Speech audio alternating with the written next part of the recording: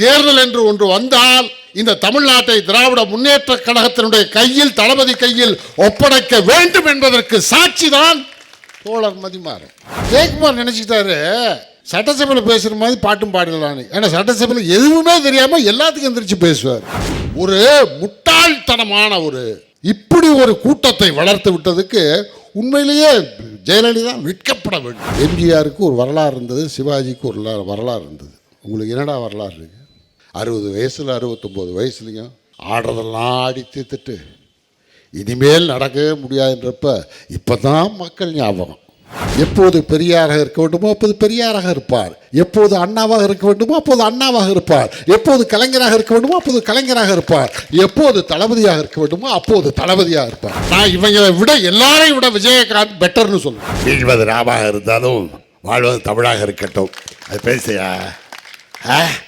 Cinema எனக்கு வருமானம், திமுக எனக்கு தன்மானம். கமலஹாசனை கேட்கிறேன், ரஜினிகாந்தை கேட்கிறேன், விஜயை கேட்கிறேன். எந்த எண்ணத்தோடு வருகிறீர்கள்? மக்களை காப்பாற்றவா இல்லை உங்களை இன்னும் வளர்த்து கொள்ளவா? பல முறை தலைவர் கலைஞர் அவர்கள் இலங்கை தமிழர்களுக்காக, விடுதலை புலிகள் ஒற்றுமையாக இருக்க வேண்டும் என்பதற்காக கண்ணீர் மல்க அவர் பேசிய காட்சிகளை நான் நேர பார்த்திருக்கேன். தமிழையும் அரசியலையும் தலைவர் கலைஞரிடம் கற்றுக்கொண்ட தளபதிக்கு ராஜதந்திரமும் தெரியும். நான் ஏற்கனவே நடந்த அந்த கூட்டத்தை நான் பார்த்தேன், செய்தியில் பார்த்துட்டு அப்புறம் நான் வாட்ஸ்அப்பில் உள்ளே புகுந்து பார்த்தேன். அண்ணன் துரைமுருகன் நம்ம பொருளாளர் பேசினார். அப்போ அதே இதில் பார்த்தா தம்பி மதிமாறன். உடனே நான் ஃபுல் டீட்டெயில்ஸாக பார்த்தேன், தெளிவாக பார்க்கணும் அப்படின்னு. அற்புதமாக பேசினார். நீங்கள் கூகுளில் போனீங்கன்னா இதுவரைக்கும் நமக்கு இந்த வரலாறும் இந்த அரசியலும் இந்த சமூகமும் நமது முன்னோர்களும் நாம் வழிகாட்டிகளாக நினைத்து கொண்டிருக்கின்ற அறிஞர் பெருமக்களும் ஆய்வாளர்களும் என்னெல்லாம் சொல்லியிருக்காங்களோ அது அல்ல, இப்படியும் இருக்கு அப்படின்ற செய்தியை சொல்பவர் தோழர் மதிமாறன். கேள்வியை கேளு, ஏன் அது இப்படி இருக்கக்கூடாது என்று சிந்தித்து பார். நாலாபுரமும் இருந்து அதை பார். ஒரே திசையிலிருந்து பார்க்காத, ஒரே கண்ணோட்டம் தான் தெரியும். தள்ளி நின்று பாரு, பின்னாடி நின்று பாரு, இடதுபுறம் இருந்து பாரு, வலதுபுறம். அந்த பார்வையை கொடுக்கின்றவர் தான் மதிமாறன். நிறைய செய்திகள் அவர் மூலமாக நான் தெரிஞ்சுக்கிட்டேன். மகாத்மா காந்தியை பற்றியெல்லாம் நான் நேற்று கூட ஒன்றை பார்த்தேன். அவர் ரயில் பயணத்தினுடைய செய்தி, புதிய செய்தி, மிக அற்புதமாக இருந்தது. இதை இங்கே மதிமாறன் இந்த மேடையில், நம்ம மேடையில் அவர் உட்கார்ந்துருக்காருன்னா எனக்கு ஒன்று தெளிவாக தெரிஞ்சு போச்சு. அதாவது இன்றைய இளைஞர்களெல்லாம் ஒரு ஆளாக சேர்த்து நீங்கள் பார்க்கணும்னா நீங்கள் மதிமாறனை பார்த்துக்குங்க. அரசியலுக்கு அப்பாற்பட்டு எந்த கட்சியும் சாராத இளைஞர்கள் தேர்தல் என்று ஒன்று வந்தால் இந்த தமிழ்நாட்டை திராவிட முன்னேற்ற கழகத்தினுடைய கையில், தளபதி கையில் ஒப்படைக்க வேண்டும் என்பதற்கு சாட்சிதான் தோழர் மதிமாறன். தெளிவாக தெரிஞ்சு போச்சு. அப்படி இல்லை என்றால் அவ்வளவு சர்வசாதாரணமா இந்த மேடைக்கு வருபவர் அல்ல மதிமாறன். எனக்கு நன்றாக தெரியும் எத்தனை கோணத்திலே எல்லா அரசியலமைப்புகளையும், எல்லா சமூக செய்திகளையும், வரலாற்றையும், சரித்திரங்களையும் அலசி பார்க்கின்ற மதிமாறன் ஒரு நிலைப்பாடு எடுத்து இந்த மேடைக்கு வந்திருக்கிறார் என்றால் இதை விட தமிழனுக்கு பெருமை, இதை விட திராவிட முன்னேற்ற கழகத்திற்கு பெருமை, இதை விட திமுக தொண்டராக நமக்கு பெருமை. அப்படிப்பட்ட மதிமாறனை அங்கேயும் நான் சினிமாவில் ஹீரோ, ரியல் ஹீரோ, அங்கேயும் கதாநாயகனா அவரை கொண்டு வந்த பெருமை சேகர் பாபு, என் தம்பி சேகர் பாபு. எல்லாத்துலேயும் ஆட்சி நின்றுவார். ஆகவே அந்த தம்பிக்கு என்னுடைய வாழ்த்தினையும் மகிழ்ச்சியையும் 100 விழுக்காடு நாம் திமுக காரனாக நான் நினைக்கும் போது நாம தான் வருவோம், அடுத்து திமுக தான் ஆட்சிக்கு வரணும், கலைஞரை பிறகு தளபதி தான் முதலமைச்சராக வேண்டும் என்று இருந்தாலும் களத்திற்குள் போகும்போது ஒரு சின்ன ஒரு பயம் கலந்த வீரம் எந்த வீரனுக்கும் இருக்கும். அந்த சின்ன அந்த கணநேரம் வருகின்ற பயம் கூட இல்லாமல் செய்தவர் தான் இன்றைக்கு மேடையில் அமர்ந்திருக்கின்ற மதிமாறன் அவர்கள். தெளிவாக எதுக்குமே திமுக கவலைப்படாதீங்க, தெளிவாக இருங்கள். கலைஞருடைய வழியை பின்பற்றி தளபதி அவர்கள் இந்த நாட்டை ஆள்வதற்கு தயாராக இருங்கள் என்பதற்கு பறைசாற்றும் விதமாகத்தான் இளைஞர்களின் அடையாளமாக எந்த கட்சியும் சாராத தமிழ் மாணவர்களின், தமிழ் படித்த நெஞ்சங்களின் இளைஞர்களின் அடையாளமாக நபி மதிமாறன் அமர்ந்திருக்கின்றார். இன்றைக்கு சொல்ல வேண்டிய எல்லா செய்திகளையும் நான் அமர்ந்த நேரத்திலே நான் கேட்டு உணர்ந்து கொண்டேன். அவ்வளவு செய்திகளை மிக வேகமாக, மிக தெளிவாக, திருக்குறளை போல, திருக்குறளுக்கு நாம் விளக்க உரை வேண்டும், ஆனால் அந்த 2 வரிகளிலேயே எல்லா விஷயத்தையும் சொல்லி எளிமையாகவும் தெளிவாகவும் எடுத்துரைத்தார். ஆனால் இன்றைய நிலைமையில் இந்த கூட்டத்தை போட வேண்டும் என்று தளபதி கட்டளையிட்ட போது இதுக்கு எதிர்த்து அதிமுக காரங்க கூட்டம் போட்டாங்க, ஆர்ப்பாட்டம் செஞ்சாங்க. உலகத்திலேயே ஆளுங்கட்சியில் இருக்கிற ஒருத்தர் எதிர்கட்சிக்காரனை பார்த்து பயந்து ஆர்ப்பாட்டம் நடத்தின முதல் சரித்திர வரலாறு இவங்க தான், ஓபிஎஸ் இபிஎஸ் தான். ஆளுங்கட்சினாலே அவங்கள்ட்ட தான் கவர்மெண்ட் இருக்கு. ஒரு போர்க்களத்தில் எல்லா ஆயுதங்களோடையும் களத்தில் நிற்கிற வீரனை வெறும் கைகளை மட்டுமே நம்பி ஒரு வீரன் இறங்குறான்னா அவனை பார்த்து எல்லா ஆயுதமும் வச்சிருக்கவன் ஐயோ இவன் என்னை தாக்க வர்றான், இவன் என்னை அடிக்க வர்றான், இவன் என்னை கொல்ல போகிறான்னு சொல்கிற மாதிரி தான் இவனுக்கு ஆர்ப்பாட்டம் நடத்துனது. அந்த ஆர்ப்பாட்டம் எப்படி போச்சுன்னு உங்களுக்கு தெரியும். ஒரு கூட்டம் இல்லை, இங்கே எங்கேயுமே பார்க்குற வரைக்கும் நம்முடைய சகோதரர்கள் சகோதரிகள் அமர்ந்திருக்கிறார்கள். ஆனால் அவன் கூட்டத்தில் எல்லாமே சேர் தான் இருந்தது, வெறும் சேர் தான் இருந்தது. இதை கூட தம்பி மதிமாறன் எடுத்து சொன்னார் என்று நினைக்கிறேன். போன கூட்டத்தில் வெறும் சேர் தான், நானும் பார்த்தேன், வெறும் சேர், எம்டி சேர். அந்த சேரை பார்த்து இந்த பிரம்மாண்டமான கூட்டத்தை ஏற்பாடு செய்த அமைச்சர் அவர்களுக்குன்னு பேசுகிறான். அந்த வெறும் இடத்தை பார்த்ததுக்கு அப்புறமா பேச்சு மாத்திரம்ல, அதை எழுதி வச்சதை அப்படியே பேசுகிறான். கூட்டம் வெறும் ஆளே இல்லை, இப்பயே ஆள் இல்லை, காலி, சீன் காலி, படுதா காலி மாதிரி காலி. ஜெயகாந்தன் என்ற எழுத்தாளர் சினிமாக்காரனை திட்டுவார். அவர் இலக்கியவாதி, சினிமானாலே சாக்கடை, ஏன் நீங்கள் சினிமா எடுக்கலாமேன்னு கேட்டதுக்கு சினிமா ஒரு சாக்கடை, அதில் நான் விட தயாராக இல்லை அப்படின்னாரு. அதுக்கப்புறம் அவருக்கு சினிமா பிடித்து சினிமா எடுத்தார். சினிமா எடுத்த பிறகு நீங்கள் சினிமாவை பிடிக்கலன்னு சொன்னீங்களே, இலக்கியத்தை சினிமாவுக்கு வந்துட்டீங்களே சொன்னோன்னே அவர் சொன்னார், இலக்கிய உலகத்திலே என்னுடைய சேர் அப்படியே இருக்குது, அந்த சேரில் எவனும் உட்கார முடியாது, அது எம்டியாக அப்படியே இருக்கும், நான் எப்போ வரேன்னா அப்போ அங்கே உட்காருவேன் அப்படின்னு சொன்னார். அது மாதிரி இந்த அதிமுக பொதுக்கூட்டத்துக்கு எல்லோரும் என் சேர் அது, இதில் யாருமே உட்காரக்கூடாது, நான் எப்போ வரேன்னா அப்போ தான் உட்காருவேன்னு சொல்லிட்டு எல்லோரும் எல்லா பேரும் காலியாகுது, எவனும் உட்கார மாட்டான்.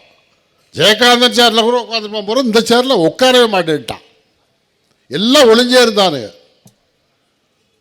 ஒரு கதை ஒன்று, ஒரு அப்போ 2 பசங்களையும் கூப்பிட்டுக்கிட்டு குலோப் ஜாமுன் சாப்பிட்ணும்னு ஆசையாக இருக்குன்னு சொல்லி பசங்க கேட்டிருக்காங்க. அண்ணன் தம்பி 2 பசங்களை கூப்பிட்டுட்டு போயிருக்காரு கடைக்கு. கடையில் போய் உட்காந்து குலோப் ஜாமுன் ஆர்டர் பண்ணதுக்கப்புறம் தான் பர்ஸை வீட்டில் வச்சுட்டு வந்துட்டார். சின்ன மகனை கூப்பிட்டு போடா பர்ஸை எடுத்து வந்துடுறா, பக்கத்தில் தான் வீடு, போயிட்டு வர்றேன்ப்பா, ஆனால் நான் வர வரைக்கும் நீங்கள் குலோப் ஜாமுனை தொடக்கூடாது. சரி நீ போயிட்டு வா, 5 நிமிஷத்தில் வந்துடுவேன், போயிட்டு வா. போயிட்டான். 5 நிமிஷம் ஆச்சு, 10 நிமிஷம் ஆச்சு,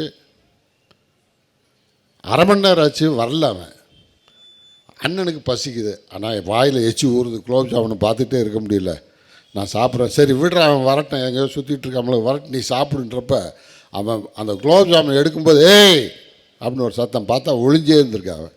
நீ இப்படி நான் போனதுக்கப்புறம் எடுப்பேன்னு தெரிஞ்சுதான் நான் இங்கேயே இருக்கேன், அவன் வீட்டுக்கே போகல. அது மாதிரி அதிமுக கூட்டத்தில் எல்லா பேரும் வீடு ஒளிஞ்சே இருந்திருக்கான், எவனும் சேரில் உட்காரல. அதுவே உன் கதை முடிவை காட்டுது, உன் கதை முடிஞ்சு போச்சு, க்ளோஸ், எல்லாம் ரெடியாக இருக்காங்க. கட்சியெல்லாம் சார்ந்தவர்கள் இல்லாமல் எல்லா மக்களும் எப்படா தேர்தல் வரும், தேர்தல் வந்தால் முதல்ல திமுகவை ஆட்சி பீடத்தில் அமர்த்தணும், தளபதியை முதலமைச்சரை ஆக்க வேண்டும். தானா என்ன நடக்குதுன்னே தெரியலையே. இவ்வளவு நாள் பேசாமல் இருந்தாங்க. அந்த அம்மாவோட பயத்தை பார்த்து, அந்த அம்மாவை பார்த்து நடுங்கி போய் மந்திரிகள் ஒரு வார்த்தை பேசாமல் இருந்தான். நான் நினச்சேன், பேசுகிறவனோட பேசாமல் இருக்கிறவன் பெரிய புத்திசாலி, ஆழமானவனாக இருப்பான், ரொம்ப படித்தவனாக இருப்பான். அவன் தான் அளவோடு பேசுவான். அதான் சினிமாவில் நிறைய டயலாக் பேசி நடிக்கிறத விட பேசாமல் நடிக்கிறது தான் கஷ்டமான விஷயம். அது மாதிரி ஜெயலலிதா இருக்கும்போது அவ்வளோ மந்திரிலாம் ஓபிஎஸ் இபிஎஸ்லாம் பெரிய நடிகன், அற்புதமான நடிகன். அந்த நடிப்பெல்லாம் நானும் நினச்சி பார்க்குறேன், வரமாட்டேங்குது. என்ன நடிப்பு! நான் நினச்சி ரொம்ப ஆழமாக இருக்காங்க, பெரிய பொக்கிஷமாக இருக்காங்களே, அதுதான் ஜெயலலிதா. என்ன மாதிரி ஆளுகளை வச்சு ஒருத்த கூட வாய் கூட திறக்க பண்ணுறானே. இப்போ நம்மளாம் ஒன்றே படித்த விஷயத்த சொல்லணும்னு சொல்லிட்டு வர்றோம், அவன் அவ்வளோ படிச்சுட்டு ஒருத்த கூட ஒன்றுமே சொல்லாமல் இருக்கான். நல்ல பண்பு, ரொம்ப. அதுதான் ஜெயலலிதா நான் நினச்சேன். ஆனால் ஜெயலலிதா செத்ததுக்கப்புறம் முதலமைச்சர் எடப்பாடி பழனிசாமி சொன்னானே, பா கம்ப ராமாயணத்தை எழுதினாரு சேக்கிலார்னால. ஐயோ இதுதானா மேட்ரு? கம்ப ராமாயணத்தை எழுதுனது யாருன்னா கம்பன்னு எடுத்துட்டே வருது. கம்பனா குத்து மதிப்பாக சொல்லிட்டு போகலாம்ல. சேக்கிழார், அது கூட தம்பி சொன்னா நினைக்கிறேன், சேக்கிழாரையே தெரிஞ்சு வச்சிருக்காரு அவரு, அந்த அளவுக்கு பரவாயில்ல, புத்திசாலி அப்படின்னு. இன்னொரு மந்திரி சீனிவாசா, சுதா ரகுநாதன் பாடகி, கர்நாடக் சங்கீதம் பாட்டு பாடுறாங்க.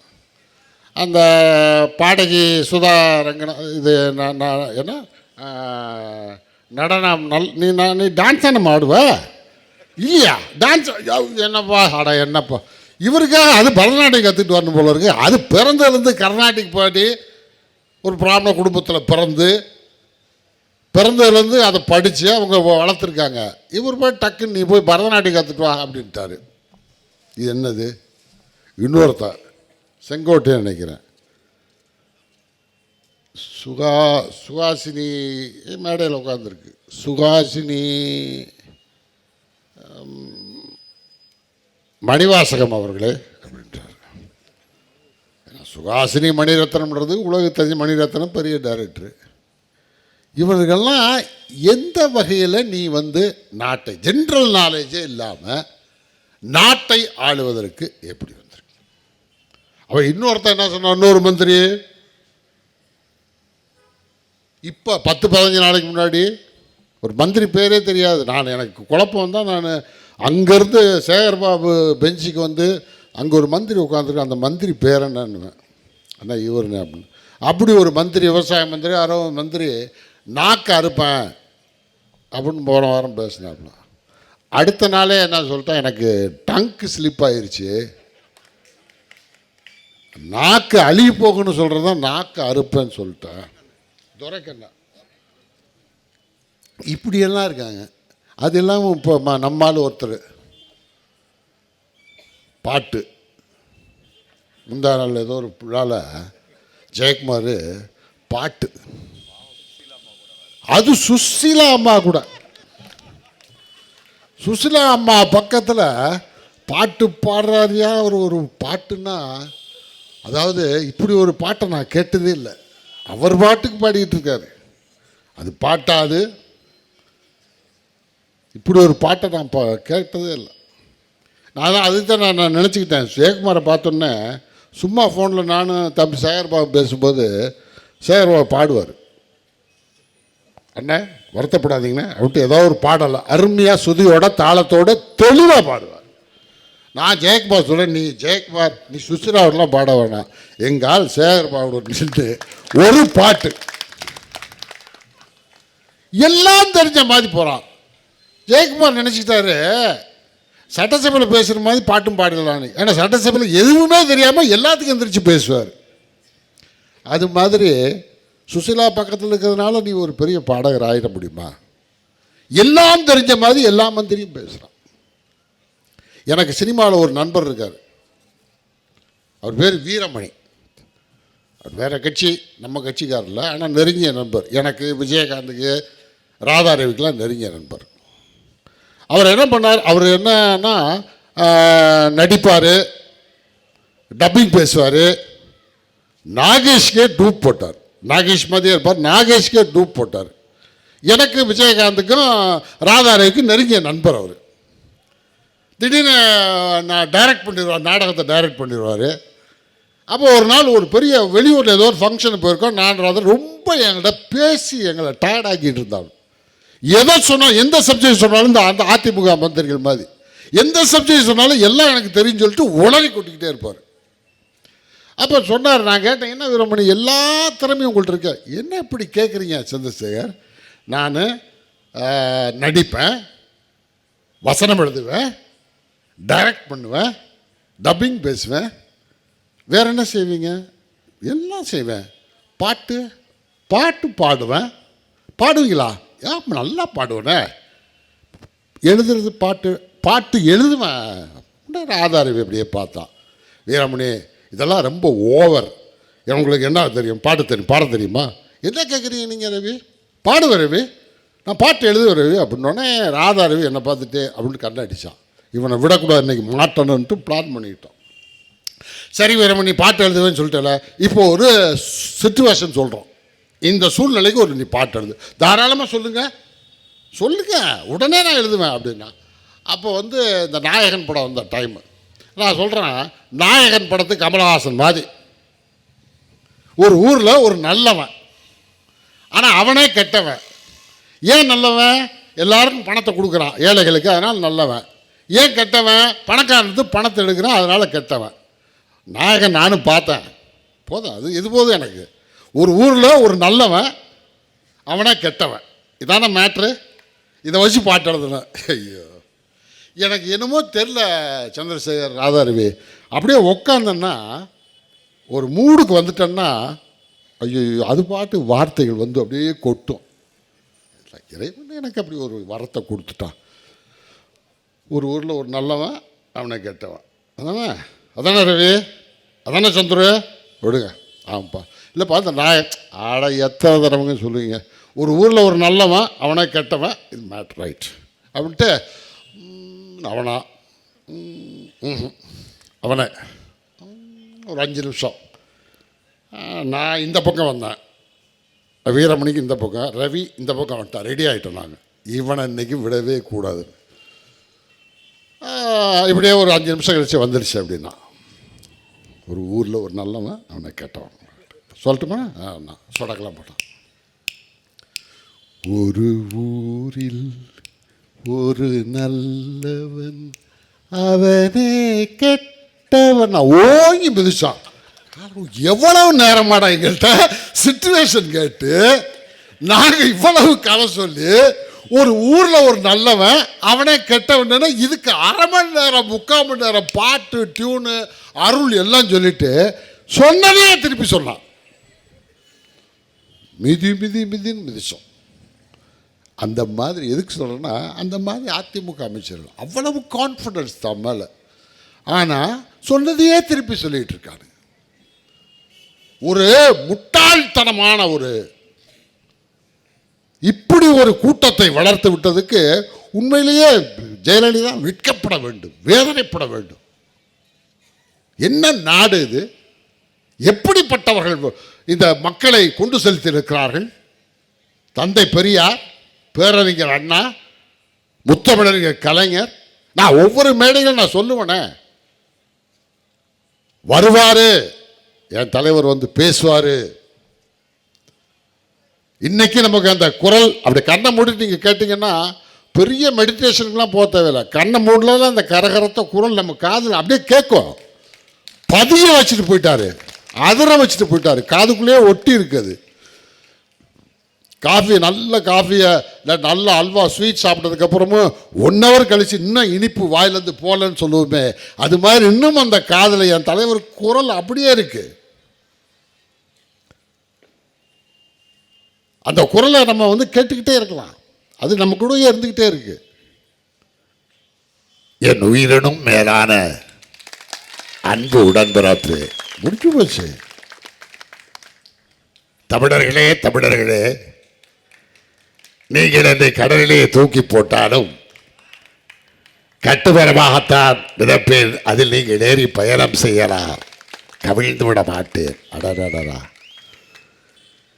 உங்களை கடல்லையா நாங்கள் தூக்கி போட்டோம்? ஆட்சி இல்லை, அதிகாரம் இல்லை. ஆனால் நீங்கள் பெற்ற பிள்ளை, நீங்கள் எங்களுக்கு தலைவராக கொடுத்து விட்டு போயிருக்கிற தளபதி, அந்த உள்ளம், அந்த பட்ட வேதனை கொண்டு போய் உங்களை நிறுத்துறாரு. கையில் ஆட்சி இருந்துச்சா, அதிகாரம் இருந்துச்சா, போலீஸ் இருந்ததா, சட்டம் எதுவுமே இல்லை. வெறும் மக்களோட, தமிழ்நாட்டு மக்களுடைய அந்த உணர்வு, இதயத்தை கடன் வாங்கி திருப்பி தருவேன் அண்ணா என்று சொன்ன அண்ணா பக்கத்தில் போய் படுத்தாயே, அதுதான தலைவர் கலைஞர். அந்த ஆற்றல் உள்ளவர் தானே தளபதி அவர்கள். யாருக்கு தெரியும்? யாரை தெரியும்? உங்களுக்கு வரலாறு தெரியுமா? மதிமாறன் கேட்டார், இப்போ வரலாறு உங்களுக்கு தெரியுமா? அதிமுக காரர்களுக்கு என்ன வரலாறு தெரியும்? இன்னைக்கு உங்களுடைய கட்சி யாரால் தொடங்கப்பட்டது? எம்ஜிஆரோட வரலாறு தெரியுமா?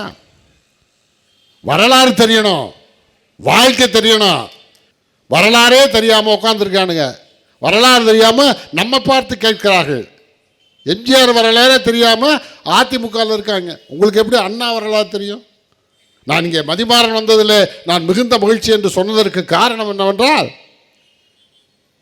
அண்ணா யூனிவர்சிட்டியில் படித்த ஒரு மாணவனை கேட்கின்ற பொழுது அண்ணா யார் என்று கேட்டபோது ஒரு மாணவன் சொல்லுகிறான், அண்ணா ஒரு பேராசிரியர் என்று. அண்ணா பல்கலைக்கழகத்துக்கு பயிற்றுவித்த ஒரு பேராசிரியர் என்று. ஆக அதையெல்லாம் மாற்ற வேண்டுமென்றால் நாம் வரலாறை சொல்லிக்கொண்டே இருக்க வேண்டும். அந்த வரலாறு தெரியுமா உங்களுக்கு? எம்ஜிஆர் வரலாறு தெரியுமாடா? அதிமுக காரர்களை கேட்குறேன். எம்ஜிஆரோட வாழ்க்கை தெரியுமா? எம்ஜிஆருடைய துன்பங்கள் தெரியுமா? எம்ஜிஆர் கதாநாயகன் ஆகிறதுக்கு கலைஞர் பட்ட பாடு தெரியுமா? சின்ன வேடங்கள் நடத்திட்டு இருக்கப்ப கலைஞர் எழுதுகிற கதைவசனம் எழுதுகிற படத்தில் எம்ஜிஆர் தான் கதாநாயகனை போடுன்னு சொல்லும்போது, இல்லை அது கதாநாயகனுக்கான முகமே இல்லை, அங்கே ஒரு நாடியில் வெட்டு இருக்குது என்று சொன்னபோது அங்கே ஒரு தாடியை கூட ஒட்டிக்கலாம், ஒன்றும் தப்பு இல்லை, அவர் நடித்தா தான் நான் எழுதுவேன் என்று சொல்லி அந்த படம் தான் மந்திரி குமாரி. அந்த படம் தான் எம்ஜிஆருக்கு கதாநாயகன் அந்தஸ்தை கொடுத்த படம். வரலாறு, இந்த வரலாறு தெரியுமா? எந்த வரலாறுன்னு தெரியாமல் ஏதோ ஒன்று. எம்ஜிஆர் ஒரு மந்திரிகுமாரிக்கு முன்னாடி சிறு வேடங்களை நடித்து கொண்டிருக்கிறார். அப்போது கூட்டத்தோடு கூட்டமாக நிற்கிறார். ஒரு ஸ்டுடியோவில் காட்சியில் நடிப்பதற்காக மக்கள் கூட்டமாக நிற்பது போல ஒரு காட்சி. அந்த கூட்டத்துக்குள் ஒருவர் எம்ஜிஆர். வெயில், உச்சி வெயில், குடிப்பதற்கு தண்ணீர் கொடுப்பதற்கு கூட ஆள் இல்லை. மயக்கம் வருகிறது எம்ஜிஆருக்கு. அப்போது எம்ஜிஆரை கிராஸ் செய்து ஒருவர் போகிறார். அவர் கையிலே ஜூஸ் இருக்கிறது. அந்த ஜூஸ் ஒரு நடிகருக்கு கொண்டு போகப்படுகிறது. இவர் அந்த மயக்கத்திலும் அதை ஏக்கமாக பார்க்கிறார். அந்த நடிகரார் என்றால் அன்றைக்கு புகழோடு இருக்கின்ற டிஎஸ் பாலையா அவர்களுக்கு ஜூஸ் போகிறது. இவர் அங்கே மயங்கி அங்கே இருந்தார். தண்ணீர் அவர் கேட்கும் வரை அந்த தாகம் தீர்க்கும் போது கிடைக்கவில்லை. அந்த மணலிலேயே, அந்த மண்மேட்டிலேயே, வெயிலேயே அங்கேயே உட்கார்ந்தார். அதற்கு பிறகு புகழ்பெற்ற கதாநாயகனாகிறார். எந்த இடத்தில் தண்ணீருக்காக மயக்கத்தோடு நின்றேனோ அதே இடத்தை நான் வாங்கி ஸ்டுடியோ கட்டினேன், அதுதான் சத்யா ஸ்டுடியோ என்று எம்ஜிஆர் தன்னுடைய வரலாறுலே சொல்லியிருக்கிறார். இதெல்லாம் தெரியுமா உங்களுக்கு? இந்த வரலாறு தெரியுமா? இதெல்லாம் தெரியாமல், உன்னையே பார்க்காம நீ அடுத்தவர்களை குற்றம் சுமத்தி கொண்டு வாழ்ந்து கொண்டு இருக்கிறீர்கள். இது இல்லாமல் எம்ஜிஆர் வந்தானா எம்ஜிஆருக்கு ஒரு வரலாறு உண்டு. சிவாஜி அரசியலில் வெற்றி பெறாமல் இருக்கலாம், சிவாஜிக்கு ஒரு வரலாறு உண்டு. சினிமாவில் நடிக்கிறதுக்கு முன்னாடி சிவாஜி கணேசன் அண்ணாவோட எழுத்த வசனத்தை பேசினார். அந்த நாடகத்தை பார்த்தார் பெரியார். யார் நடித்தது? சிவாஜியார் நடித்த பிரமாமா நடித்தானே, இல்லைங்க அந்த கணேசன். அப்படியா, அவரை சிவாஜி கணேசனே கூப்பிடலாம் சொல்லி எவ்வளோ பெரிய வரலாறு. கலைஞர் பராசக்தி சிவாஜியோட முதல் படம். சிவாஜிக்கு சினிமாவில் நடிப்பதற்கு முன்னால் சிவாஜி கணேசன் என்ற பட்டத்தை கொடுத்தவர் தந்தை பெரியார். அண்ணாவுடைய எழுத்து திரைப்படத்தில் ஒரே படத்தில் புகழின் உச்சிக்கு கொண்டு போனது என் தலைவர் கலைஞருடைய எழுத்து. இது வரலாறு, இது வரலாறு. இதெல்லாம் தெரியாம கண்ணை மூடிட்டு இன்னைக்கு வந்து உட்காந்துருக்கீங்க. இப்போ என்னன்னா லிஸ்ட் வருது, பெரிய லிஸ்ட்டு. மதிமாறன் சொன்னார், சினிமா நடிகர்கள் அவங்களுக்கு ஒரு பேக்ரவுண்ட் இருந்தது. எம்ஜிஆருக்கு ஒரு வரலாறு இருந்தது, சிவாஜிக்கு ஒரு வரலாறு இருந்தது. உங்களுக்கு என்னடா வரலாறு இருக்கு? நான் எல்லாரும் கேட்குறேன், நீங்கள் வர்றீங்களே 60 வயசில் 69 வயசுலையும் ஆடுறதெல்லாம் ஆடி தீர்த்துட்டு இனிமேல் நடக்கவே முடியாதுன்றப்ப இப்போ தான் மக்கள் ஞாபகம், இப்போ தான் மக்கள் ஞாபகம் வந்து மக்களை பார்க்க வர்றாங்க. இப்போ 14 வயசில் வந்துட்டார் கலைஞர். அவர் ஒரு தடவை எங்கிட்ட நான் கேட்டதில் உண்டு, எல்லாரும் நெருங்கி பழக எல்லாரும் கேட்டிருப்பாங்க. கலைஞர் என்னிடம் சொன்னது, குளித்தலையில் நிற்கும்போது அவரே போய் அவருடைய பெயரை எழுதிவிட்டு, வேட்பாளர் என்று எழுதிவிட்டு, சின்ன போஸ்டர்களை ஒட்டிட்டு, வீடு கட்டுவதற்கு குவிக்கப்பட்டிருந்த மணலில் படுத்திருந்து, ஒரு பழைய ஃபியட் காரில் அவரே போய் கொண்டு, நாளை வருவார் கருணாநிதி உங்கள்கிட்ட ஓட்டு கேட்டு வேட்பாளர்னு சொல்லிட்டு இவரே விளம்பரம் செய்யிட்டு இவரே போய் ஓட்டு கேட்டு, அப்படியெல்லாம் வளர்த்த கட்சி அல்லவா இது திமுக. சும்மா சாதாரணமாக 53 தளபதி பிறக்கும்போது தலைவர் வந்து புகழின் உச்சியில் இருக்கார். அதாவது மந்திரிகுமாரி பராசக்திலாம் எழுதிட்டார், அப்புறம் தான் தளபதி பிறக்கிறாரு. அரசியலும் பெரிய புகழில் இருக்காரு. அப்போ பிறக்கும் போதே புகழ்பெற்ற ஒரு அரசியல் தலைவரின், புகழ்பெற்ற ஒரு சினிமாவில் புகழ்பெற்ற பொருள் ஈட்டிய ஒரு பெரிய ஆளோட பிள்ளையாக தான் பிறந்தார். அப்போ அவர் நினச்சிருந்தா தலைவர் காரில் தலைவர் முன்னாடி உட்காந்தா இவர் பின்னாடி சீட்டில் கால் மேலே கால் போட்டு ஜாலியாக அப்படி கூட்டத்தை பார்த்துட்டு போயிருக்கலாம். ஆனால் தலைவர் வருகின்ற பொழுது, எங்கள் ஊருக்கு தலைவர் வரும்போது நான் பார்த்ததெல்லாம் நினைவு இருக்குது. 12 வயசில் திண்டுக்கல் பக்கத்தில் இருக்க கிராமத்துக்கு எப்போயாவது தேர்தல் நேரத்தில் வரும்போது கட்டு கிடங்காத கூட்டத்தில் அப்படியே ஓடி போய் தலைவரை பார்த்த நாட்கள் எனக்கு ஞாபகம் இருக்குது. தலைவா தலைவா தலைவான்ட்டு போய் உள்ளே அந்த கூட்டத்துக்குள்ளே பக்கத்தில் வரணும், தூரத்தில் அங்கே இருப்பான். அங்கேருந்து அங்கே இருக்க இவ்வளோ போஸ்டரில் இருக்க சின்ன போஸ்டரில் அங்கே தலைவர் படத்தை பார்த்துட்டு அவர் பேசுகிறத கேட்டுக்கிட்டு அப்படியே போய் பராசக்தி பணோகர வசனத்தை மனப்பாடம் பண்ணுறது. இப்படி நான் இருக்கலாம், தலைவர் பிள்ளை அந்த மாதிரி எவ்வளவு என்ஜாய் பண்ணியிருக்கலாம். ஆனால் 14 வயதில் திறந்த ஜீப்பில் தலைவர் வருகின்ற பொழுது முன்னாடி ஒரு ஆட்டோவில் மைக்கில் இதோ வந்து கொண்டு இருக்கிறார் திமுகவின் தலைவர் கலைஞர், அப்படி குரல் கொடுத்தவர்ல 14 வயதில். அப்பா தலைவர் தலைவர் தலைவர்னே உங்களை அழைச்சிட்டு இருக்க, ஒரே ஒரு முறை அப்பான்னு அழைச்சிக்கிட்டுமான்னு கேட்ட தலைவர்ல. 50 வருஷம் பொது வாழ்க்கையில் தலைவருக்கு எப்படி ஒரு ஒரு ஒரு ஒரு பேக்ரவுண்ட் இருக்கோ, அது மாதிரி 50 ஆண்டு கால பொது வாழ்க்கையில் கல்யாணம் ஆகி 6 மாதத்தில் மிஸ்ஸாவில் கொடுமையில் ஜெயிலுக்கு போனார்ல. இன்ன வரைக்கும் எல்லாரும் சொல்லுவாங்க கலைஞர் மாதிரி இல்லை, இது இல்லை தளபதி. கலைஞர் வேறு, அண்ணா வேறு, பெரியார் வேறு, தளபதி வேறு. அவர்கள் வாழ்ந்த காலங்கள் வேறு. நான் சொல்கிறேன், பெரியாருக்கு ஒரு குணம், அண்ணாவிற்கு ஒரு குணம், கலைஞருக்கு ஒரு குணம். பெரியார்கிட்ட போய் இந்த மாதிரி காயமாகி போச்சுங்க, புறையோடு இருக்குன்னா இங்கே வாப்பான்னு சொல்லிட்டு ஒரு கத்தியை வச்சு கரெக்டாக இருப்பார். ஐயோ வலிக்கும், அப்புறம் புண்ணு ஆற வேணாமான்னு சொல்லிட்டு அதுக்கு மருந்து போடுவார். அண்ணா கொஞ்சம் இருப்பா அப்படின்னு சொல்லிட்டு இது முதல்ல இந்த எண்ணெயை தடவிடுறான், வலிக்காது, அதுக்கப்புறம் இதை போடு, நாளைக்கு வந்து இதை போடணும் மெதுவாக செய்வார். தலைவர் அதுக்கு ஒரு மாத்திரையை கொடுப்பார். இப்படி ஒரு காலகட்டத்துக்கு ஒரு உதாரணம் சொல்லுகிறேன். இப்படி வந்தது. இப்போ வேற மாதிரி போயிட்டுருக்கு காலம். அப்போ அதுக்கு தகுந்த மாதிரி இருக்கார். அப்போ அதில் வரலாறையும் விடக்கூடாது, நம்முடைய தொன்மையும் விட்டு விடக்கூடாது, பழசையும் மறக்கக்கூடாது. அப்போ தளபதியை பார்க்கின்ற பொழுது எப்போது பெரியாராக இருக்க வேண்டுமோ அப்போது பெரியாராக இருப்பார், எப்போது அண்ணாவாக இருக்க வேண்டுமோ அப்போது அண்ணாவாக இருப்பார், எப்போது கலைஞராக இருக்க வேண்டுமோ அப்போது கலைஞராக இருப்பார், எப்போது தளபதியாக இருக்க வேண்டுமோ அப்போது தளபதியாக இருப்பார். போங்க, என்ன பேசுறீங்க?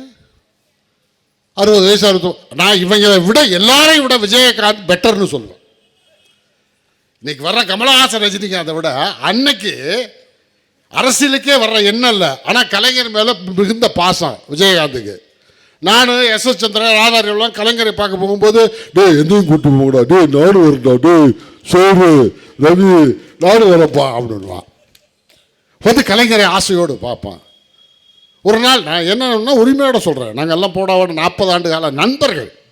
லைக் உடல்நிலை சரியில்லை என்று இருக்கின்ற பொழுது மிகுந்த வேதனைப்படுகின்ற உற்ற நண்பர்கள் ஒருவன் நான். அப்படி ஒரு நாள் வந்து கேட்கும்போது, அண்ணா எனக்கு நல்லா வசனம் பேசணும், எனக்கு இதாக எழுதி கொடுக்கணும் சொன்னோன்னா அது கலைஞர் எடுத்தார், டக்குன்னு பேனாவை எடுத்தார். வீழ்வது நாமாக இருந்தாலும் வாழ்வது தமிழாக இருக்கட்டும். இதை பேசியா இதில் லகரம் எல்லாம் வருது, கரெக்டாக இருக்கும். ஆனால் இன்னொரு தடவை சொல்லுங்கண்ணே. அதான் விஜய், வீழ்வது நாமாக இருந்தாலும் வாழ்வது தமிழாக இருக்கட்டும். அது பேசியா அது பேசினா தமிழ் நல்லா சரியாக நல்லா இருக்கும். லகரம் நல்லா அதான் சரியாக பார்த்துக்க அப்படின்னாரு. அவனு பேசினான், நிறையா மேடைகளில் வந்து பேசினான். நான் எதுக்கு சொல்கிறேன்னா, அவனுக்கு ஒரு ஒரு ஒரு ஒரு ஒரு உண்மை இருக்கிறது அதுக்குள்ளே.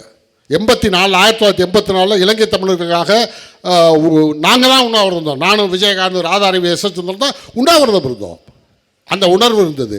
ஆனால் இன்றைக்கு வந்து கொண்டிருக்கின்ற கமலாகட்டும், ரஜினியாகட்டும், விஜயாகட்டும், என்ன பொது வாழ்க்கையில் இந்த மக்களுக்காக என்ன செய்தீர்கள்? நீங்கள் என்ன செஞ்சீங்க? புதுசாக வந்து ரிட்டையர்ட் ஆகிற காலத்தில் வந்து அரசியலுக்கு வந்துட்டு உடனே வந்து நாங்கள் திராவிட கட்சியை ஒழிக்க போகிறோம், நாங்கள் வந்து புது இதை கொண்டு வர போகிறோம். என்ன கொண்டு வர போகிற? உன் மனசா சொட்டுப்பார். எல்லா பயிலும் 52க்கு அப்புறம் வந்த எல்லா நடிகனும் பராசக்தி மனோகரா வசனத்தை பேசாமல் நீ வந்திருக்கவே முடியாது. தமிழை கற்றுக் கொடுத்தது அவர் தானே. நான் சினிமா நடிகன் தான். நான் கட்டுக்கிடக்காத கூட்டத்தில் பார்த்தவன் தான். கலைஞரை வந்து தூரத்திலிருந்து பார்த்தேன். பராசக்தி மனோகரா வசனத்தை பேசி தான் நடிகன் நான். கலைஞர் வீட்டிலிருந்து எனக்கு அழைப்பு வந்தது 80ல். தலைவர் உங்களை பார்க்க விரும்புகிறார். அட எந்த கூட்டத்தில்? கட்டுக்கிடங்காத கூட்டத்தில் எங்கேயோ நின்று பார்த்த ஏன் தலைவர் கலைஞர். பராசக்தி மனோகரா 12 வயசில் இந்திய எதிர்ப்பு 1964 இந்திய எதிர்ப்பு போராட்டத்தில் கலந்து கொண்டேன். என் வீட்டுக்கு பக்கத்தில் இருந்த பெரியார் படிப்பகத்திலே உண்மை இதழையும் விடுதலை பத்திரிகையும் படித்தவன்.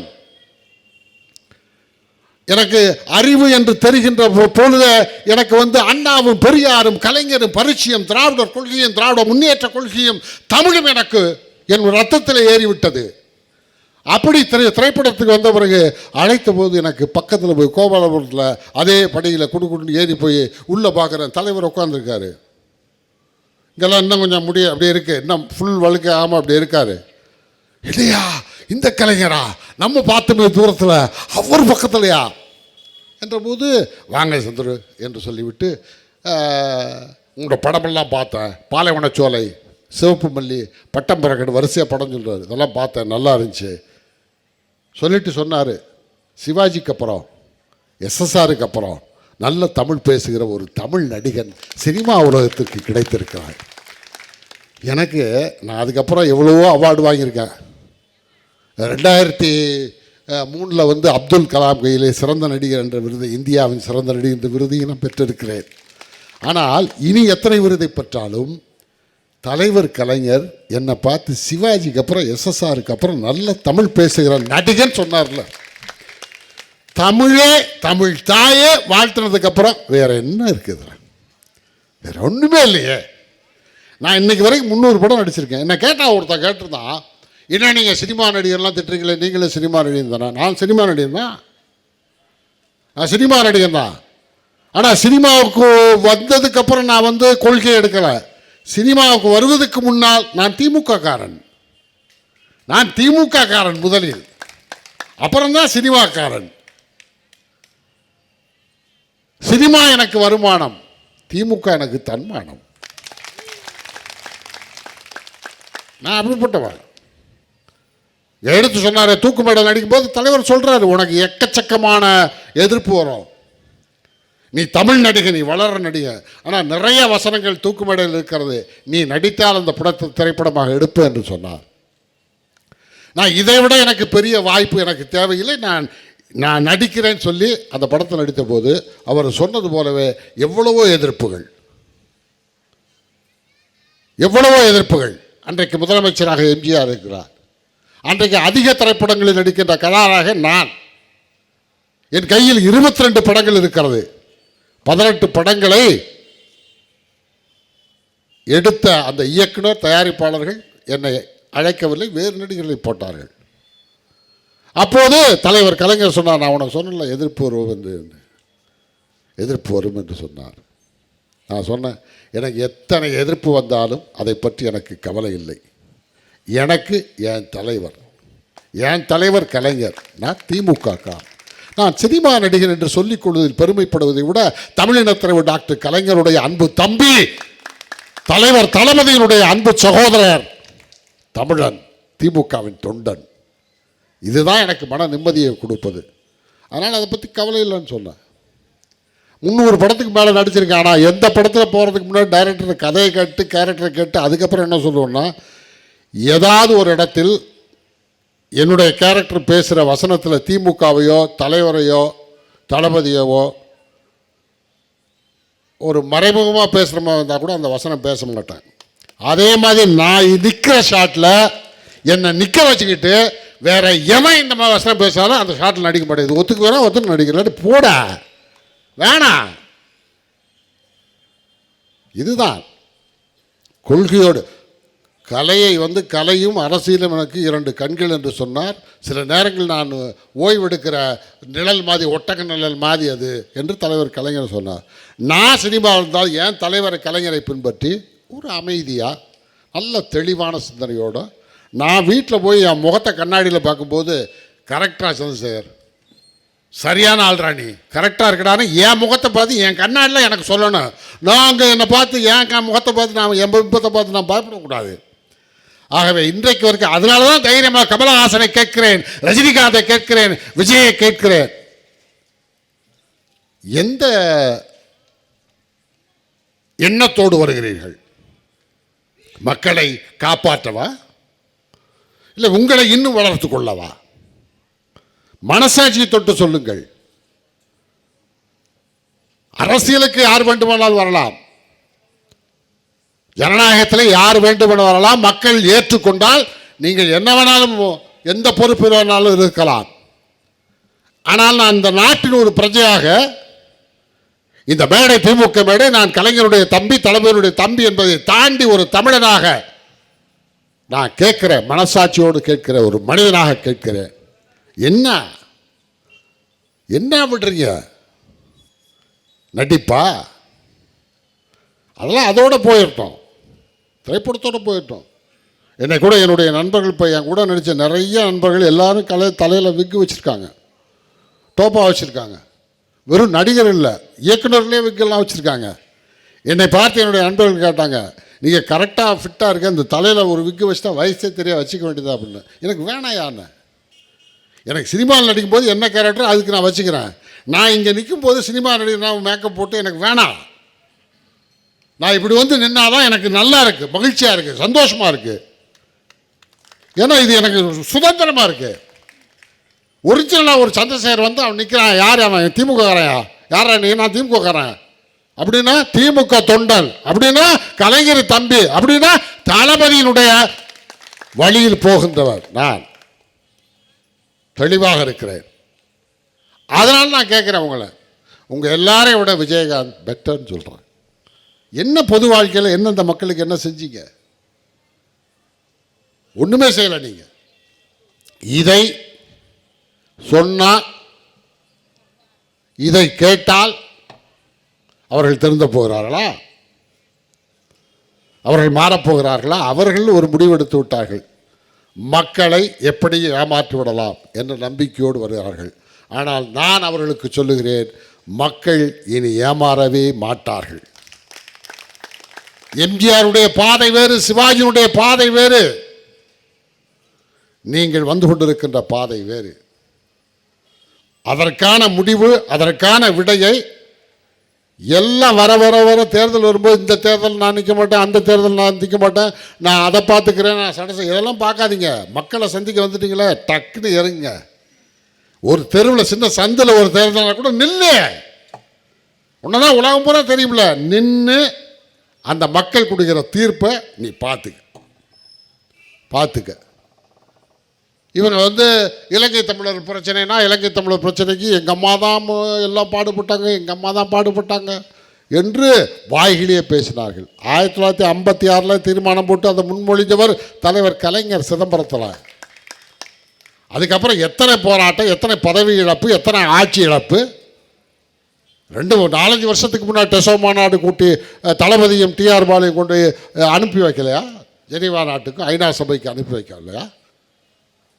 எனக்கு தெரிந்து பலமுறை தலைவர் கலைஞர் அவர்கள்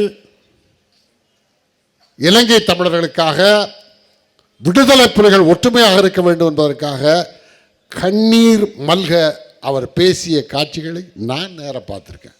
அதுக்கு சாட்சி நான். அந்த வழியில் தான் இன்றைக்கும் திராவிட முன்னேற்றக் கழகமும் திராவிட முன்னேற்றக் கழகத்தில் இருக்கின்ற தோழர்களும் நாங்கள் பாடுபட்டு கொண்டிருக்கிறோம். ஆனால் நீங்கள் வெறும் டயலாக், சினிமா டயலாக் அடிச்சுக்கிட்டு இருக்கலாம், போயிட்டு இருக்க முடியாது. ஜெயலலிதா அதே சட்டசபையில் தானே சொல்லிச்சு. பிரபானை கொண்டு வந்து போர்க்குற்றவாளி சொல்லி கொண்டு வரணும்னு சொல்லி தீர்மானம் சட்டசபையில் தீர்மானம் நிறைவேற்றியது ஜெயலலிதா தானே. சும்மா எதை வேணாலும் எப்போ வேணாலும் சொல்லலாம், மக்கள் நம்பிடுவாங்கன்னெலாம் இருக்கக்கூடாது. அந்த காலமெல்லாம் முடிஞ்சு போச்சு. பெரிய பெரிய நடிகைகளாக இருக்காங்க. சட்டசபையில் நான் பார்த்தேன்னா அந்த ஜெயலலிதா அம்மா உயிரோடு இருக்கும்போது இவங்க நடிப்புன்னா நடிப்பு. ஜெயலலிதா பார்த்து, அதாவது இந்த ஒரு பொட்டு வைக்கலாம், 2 பொட்டு வைக்கலாம். பெண்கள் கூட வந்து ஒரு 2-3 பொட்டு வைப்பாங்க. இந்த அதிமுக மந்திரிகள் வரிசை இங்கே ஒன்று, இங்கே ஒன்று, இங்கே ஒன்று, இங்கே ஒன்று, இங்கே ஒன்று, இங்கே ஒன்று வச்சு அப்படியே ஜெயலலிதா பார்த்தா அந்த பழைய சினிமா படங்களில் புருவத்தை தூக்கி அப்படியே ஹீரோயினை பார்த்து லவ் பண்ணுவார் சிவாஜியெல்லாம். அந்த மாதிரி அப்படியே இந்த ஜெயலலிதா அப்படியே பார்த்து இவங்களை பார்த்து சிரிக்கணுமா, அதுக்கு அவ்வளவு நடிப்பு. அப்புறம் பார்த்தா தாடி வைக்கிறான், டக்குன்னு தாடி எடுத்துடுறான், டக்குன்னு சோகமாயிடுறான். அப்புறம் வந்து என்னென்னமோ சொல்கிறாங்க. யோகாலாம் பண்ணுறதுக்கு வந்து சீட்டில் இந்த இப்படி நிற்கணும், முட்டியை மடக்கி நிற்கணும், அப்புறம் உட்காந்த பொசிஷன்லேருந்து அப்படியே நின்றுக்கணும். இதெல்லாம் பண்ணிங்கன்னா அவங்களுக்கு முட்டி கைகள்லாம் நல்லா இருக்குன்றாங்க. இதெல்லாம் தான் அவன் பண்ணிக்கிட்டே இருக்கான். சபாநாயகரே சீட்டில் உட்கார்ந்து நான் பார்த்தது இல்லையே ஜெயலலிதா இருக்கும்போது. ஓபிஎஸ் இப்படி உட்காந்துருக்காரு. என்னையா நடிப்பு, உலக நடிப்புனா நான் 300 படம் நடிச்சிருக்கேன். சினிமாவில் என்ன தான் பண்ணாலும் அப்படியே பிரமாமல் நடிக்கணும்னு நினச்சாலும் நல்ல அந்த அதிர்வா டைலாக்லாம் வந்துடும், கண்ணீர் வரவே வராது. அது வந்து நெஞ்சத்துலேருந்து வந்தால் தானே கண்ணீர்.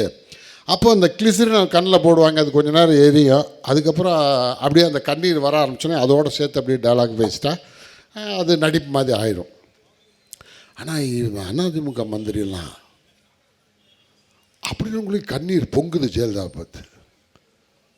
வீட்டிலலாம் இப்படி அம்மாவுக்காகவும் அவங்க சகோதரிக்காகவும் மனைவிக்காகவும் அழுதுருந்தால் ரொம்ப நல்லா இருந்திருப்பாங்க போல இருக்கு. ஜெயலலிதா பார்த்தோன்னே அப்படி ஒரு நடிப்புனா நடிப்பு. நான் உண்மையிலேயே நான் அப்போ நினச்சிட்டேன். நான் பக்கத்தில் யார்கிட்ட சொல்லிகிட்டு இருந்தேன், அன்றைக்கி ஐபி நேருகிட்ட பேசிகிட்டு இருக்கப்போ சொன்னேன், நான் நேருகிட்ட இனிமேல் வந்து எனக்கு எவனாவது அவார்டு கொடுத்தான்னா அந்த அவார்டு எனக்கு கொடுக்காதீங்கப்பா, அதுக்கு நான் தகுதியானவன் இல்லை. கிரீன்வேஸ் ரோட்டில் வரிசையாக ஒரு 10-20 நடிகர் இருக்கான், ஓபிஎஸ்சி இபிஎஸ்சின்னு ஜெயலலிதா இருக்கும்போது அற்புதமாக நடிக்கிறாங்க. அவங்களுக்கு கொண்டே கொடுத்துருக்கேன், நமக்கெல்லாம் வேணாம். அந்த நடிப்பு இனி எடுபடாது, அந்த நடிப்பெல்லாம் இனி எடுபடாது. மக்கள் தெளிவாக இருக்கிறார்கள், மக்கள் வேதனையோடு இருக்கிறார்கள். அதில் வந்து கேட்டால் வந்து எப்போட இந்த ஆட்சி நேரம் கவுத்துருக்கலாமே அப்படிலாம் சொன்னாங்க. எங்கள் ஊரில் கூட நான் ஊருக்கு போனப்போ எங்கள் அப்பத்தா ஒரு கிழவி 80-85 வயசு இருக்கும். இப்போ இல்லை, ஒரு ஒரு ஒரு கொஞ்ச நாளைக்கு முன்னாடி தலைவர் இருக்கார். அவர் தலைவர் உடம்பு சொல்லாமல் இருக்கும்போது போனால் என்னப்பா என்ன இப்படி எம்எல்ஏ ஆகிட்டா என்ன பண்ணிகிட்ருக்கா எல்லாம் கேட்டு, என்ன சீக்கிரமாக அதை இது பண்ண வேணாமா, என்ன எது பண்ண வேணாமா. அதுவே ஊர்லேருந்து தோட்டத்துலேருந்து உசிலம்பட்டிக்கு வர்றதுக்கே மாதத்துக்கு ஒரு தடவை தான் வந்து தார் ரோடுக்கே வரும். தோட்டத்துலேயே இருக்கும், அது பாட்டுக்கு வயக்காடாக வாழ்ந்துட்டு இருக்குது. சீக்கிரம் அதை கவுத்து ஏதாவது ஒன்று பண்ணுங்க, என்ன இப்படியே இருக்கீங்க, என்னடா இவ்வளோ பெரிய அரசியல் பேசுதே அப்படின்ட்டு. இப்போ என்ன தான் சொல்கிறது தான், என்ன கலைஞர் தான் நேரம் கவுத்துருப்பார். நான் சொன்னேன், அது வேறு இது வேறு. தளபதியினுடைய ஒவ்வொரு ஸ்டெப்பு வேறு மாதிரி போயிட்டுருக்குதா? இல்லை அதெல்லாம் நல்லா போகுது, எல்லாம் கரெக்டாக இருக்குது, இருந்தாலும் இவங்க ஆட்சியை பிடிக்கல, எங்களுக்கு சீக்கிரம் முடிங்க அப்படின்னு. அதாவது ஆட்சியை கவுக்கணும், அதெல்லாம் எல்லா ராஜதந்திரத்தையும் தமிழையும் அரசியலையும் தலைவர் கலைஞரிடம் கற்றுக்கொண்ட தளபதிக்கு ராஜதந்திரமும் தெரியும் அப்படின்னு ஒரு செகண்டில் என்ன கவுத்துட்டு போகலாம். ஆனால் நிலையான ஒரு ஆட்சி, மக்களால் தேர்ந்தெடுக்கப்பட்ட ஆட்சி, அந்த ஆட்சி வந்தால் இன்னும் ஒரு 50 ஆண்டு காலத்திற்கு திராவிட முன்னேற்ற கழகத்தினுடைய ஆட்சி வர வேண்டும் அப்படின்றப்ப கொஞ்சம் பொறுத்துட்டோம். இன்னும் கொஞ்ச நாள் தான், எப்படியும் இன்னும் ஒரு 3 மாதத்திலே இந்த ஆட்சியினுடைய வாழ்வு முடிய போகிறது, தேர்தல் வரப்போகிறது. அது வரைக்கும் இவங்க அடிக்கிற கமிஷன் ஆகட்டும், கலெக்ஷன் ஆகட்டும், கரப்ஷன் ஆகட்டும், இப்பயே ஒவ்வொன்றையா தடுத்து நிறுத்த ஆரம்பிச்சிட்டாரு தளபதி. எல்லா இடத்தையும் பிளாக் போட்டார். இவனுக்கு இன்னொரு உண்மையை சொல்லணும்னா, இவ்வளோ நாள் இவங்க ஆட்சி போனதுக்கே காரணம் சட்டசபையில் இவர் கேள்வி கேட்டார்ல தளபதி, எந்திரிச்சு அவர் கேட்ட கேள்வி பதில் சொன்னாங்கல்ல, அந்த பயத்தில் ஐயோ தளபதி இந்த கேள்வி கேட்டுருவாரேன்ற பயத்தில் 2-3 செஞ்சால தான் இந்த ஆட்சி தப்பிச்சது. இல்லை என்றால் எப்போயோ இது முடிவுக்கு வந்திருக்கோம். ஆக ஆட்சிக்கு முடிவு காலம் நெருங்கி விட்டது. அடுத்து தமிழகத்திலே ஒரு நல்லாட்சி, அது திமுக ஆட்சி என்பது உறுதி செய்யப்பட்டு விட்டது. அது மட்டுமல்ல, இந்த நாட்டினுடைய முதல்வராக தளபதி அவர்கள் அமரப் போகின்றார். கலைஞருடைய பொற்கால ஆட்சி மீண்டும் தமிழகத்தில் திரும்பி வரலாற்று நடை போடப் போகிறது. தமிழன் தலைநிமிர்ந்து நடக்கப் போகின்றார். அதற்கான வாய்ப்பு நெருங்கி கொண்டிருக்கிறது. அந்த களத்தை நோக்கி பயணம் செய்வோம் என்று சொல்லி வாய்ப்புக்கு நன்றி கூறி விடைபெறுகிறேன். நன்றி, வணக்கம்.